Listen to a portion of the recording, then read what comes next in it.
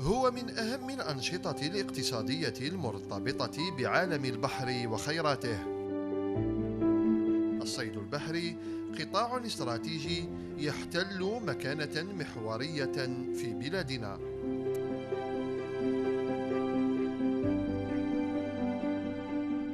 ولهذا الغرض تتوزع موانئ الصيد البحري على طول ولاياتنا الساحلية، فهي ميدان للعمل ومنطلق للوجهة الصيدية نحو عرض وأعالي البحار.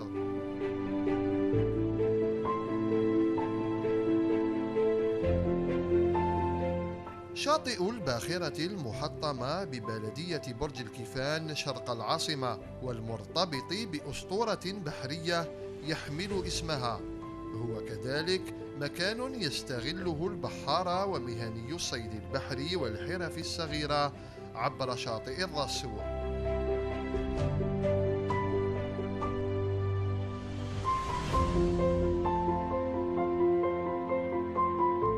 كاميرا مجلة بحار كانت قد نقلت معاناة الصيادين مع الأحوال الجوية وصعوبة ظروف العمل، وها هي اليوم تعود بكم لرصد التحسن الملحوظ في تهيئة هذا الفضاء الصيدي الذي تنشط فيه جمعية الصيد البحري لبلدية برج الكيفان.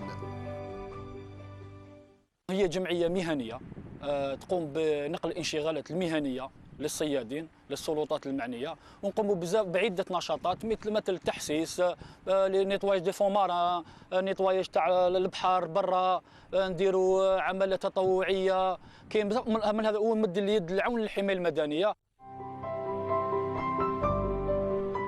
رافقنا محمد في يومياته مع البحر والشباك والصيد، والمهمة اليوم تجريب شباك الصيد تحسبا للأيام المقبلة.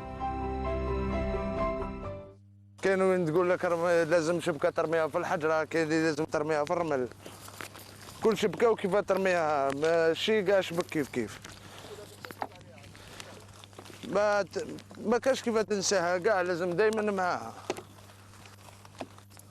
مام كي تكون تطلق ما لازمش تغزر زعما تهدر، ما لازمش تلها مع واحد اخر، تلها غير معاها خاش تغفل هاي تخرج لك باكي، وباكي تقدر تكروشي فيك، تقدر تكروشي في الفلوكه، تقدر تكروشي في اي حاجه.